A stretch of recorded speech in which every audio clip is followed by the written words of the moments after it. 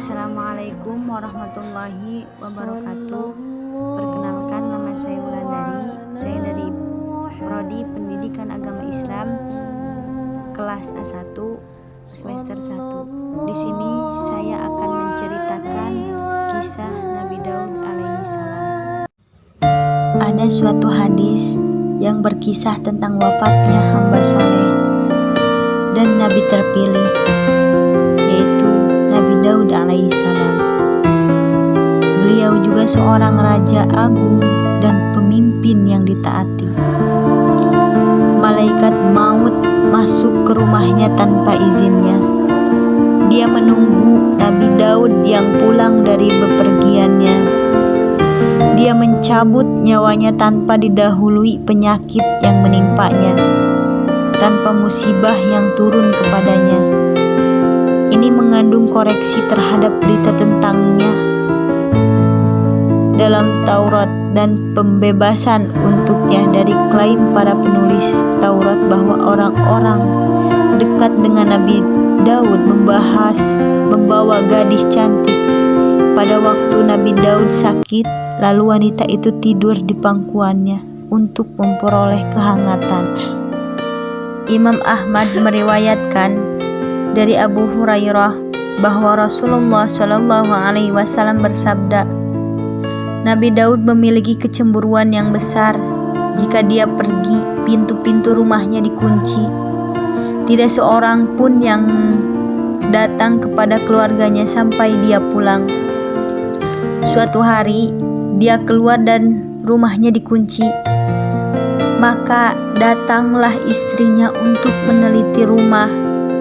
Ternyata ada seorang laki-laki yang berdiri di tengah rumah. Dia berkata kepada orang-orang yang ada di rumah, "Dari mana orang ini masuk ke dalam rumah padahal ia terkunci? Demi Allah, kamu akan ditangkap oleh Daud." Nabi Daud pulang sementara laki-laki itu tetap berdiri di tengah rumah. Nabi Daud bertanya, "Siapa kamu?" Orang itu menjawab, "Aku adalah orang yang tidak takut kepada raja. Tidak ada sesuatu pun yang menolak aku." Nabi Daud berkata, "Demi Allah, kamu adalah malaikat maut. Selamat datang kepada perintah Allah." Maka Nabi Daud berlari kecil di tempat nyawanya dicabut. Ketika urusan Nabi Daud telah selesai, matahari pun terbit. Sulaiman berkata kepada burung, "Naungilah Daud." Maka ia menaunginya sehingga bumi menjadi gelap bagi keduanya. Sulaiman berkata kepadanya, "Tariklah sayapmu satu persatu." Abu Hurairah berkata bahwa Rasulullah menunjukkan bagaimana burung itu melakukannya. Dan Rasul Allah, Nabi Daud tersebut diambil. Sementara pada hari itu yang lebih dominan memberi naungan adalah elang yang bersayap lebar. Hadis ini berkisah tentang kisah wafatnya Nabiullah, yaitu Nabi Daud alaihissalam. Rasulullah telah memberitakan bahwa Nabi Daud wafat dalam keadaan sangat sehat walafiat, tidak sebagaimana yang diklaim oleh para peletak Taurat. Dalam Safar Muluk disebutkan bahwa di akhir usianya Daud menjadi tua renta. Ia hanya bisa terbaring dan kehilangan kekuatannya. Orang-orang di sekelilingnya menyelimutinya dengan kain, tetapi dia tetap kedinginan. Lalu mereka menghadirkan seorang wanita cantik. Daud tidur dalam pelukannya supaya Daud merasa hangat.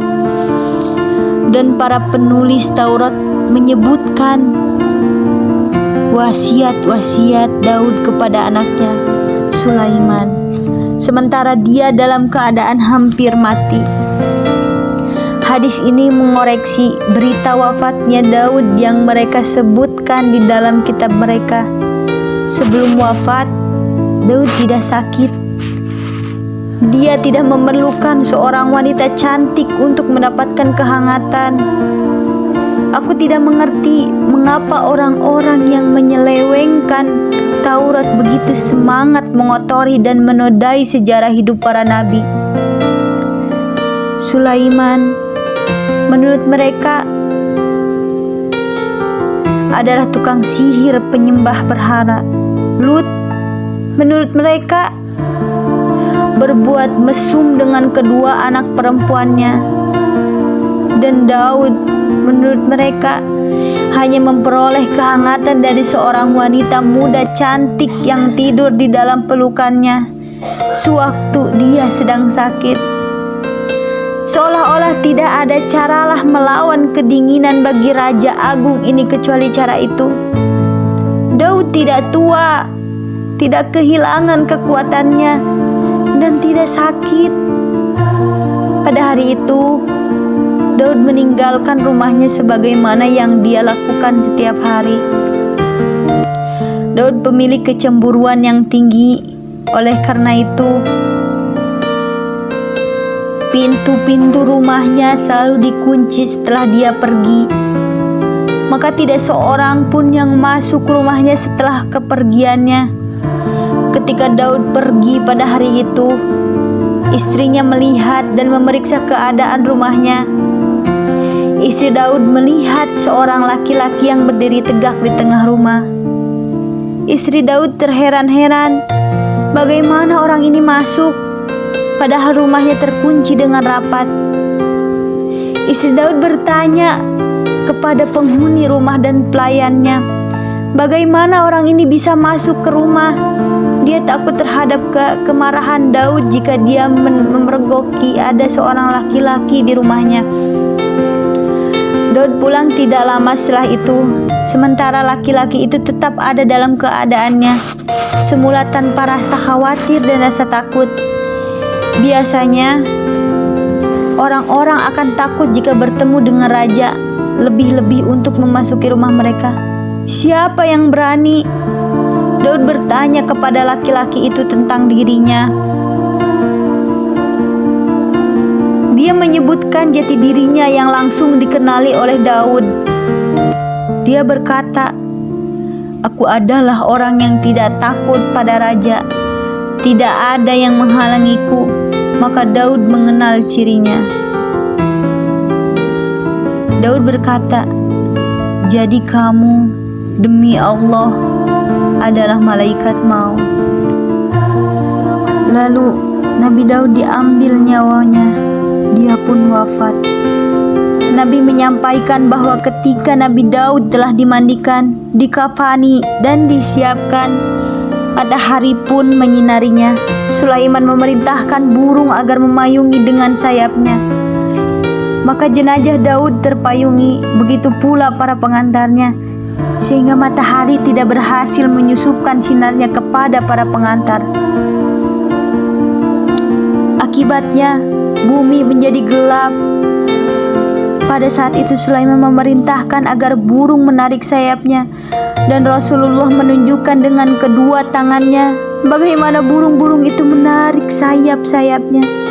Beliau juga memberitakan bagaimana burung elang dengan yang sayapnya lebar, yang diberi nama oleh Rasulullah dengan Adrahiyah, mengungguli burung-burung lain saat memayungi Nabi Daud pada hari itu. Pelajaran-pelajaran dan faedah-faedah dari hadis kisah Nabi Daud alaihissalam. Hadis ini mengoreksi berita-berita yang disebutkan oleh para ahli sejarah Bani Israel tentang wafatnya Daud. Hadis ini membebaskan Daud dari tuduhan para penyeleweng Taurat. Di antaranya adalah bahwa Nabi Daud sakit sebelum meninggal dan bahwa orang-orang di sekelilingnya membawakan seorang gadis muda untuk tidur di pelukannya untuk memberikan kehangatan.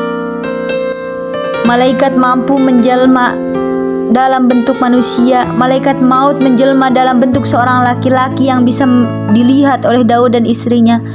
Mengenal akhlak mulia yang dimiliki Daud, yaitu kecemburuan kepada keluarga. keutamaan Sulaiman dalam menundukkan burung dan memerintahkannya agar memayungi Daud dan para pengantarnya di hari yang panas itu sampai dia dikuburkan. Semoga kita bisa mengambil pelajaran dari kisah Nabi Daud. Sekian dari saya. Wassalamualaikum warahmatullahi wabarakatuh.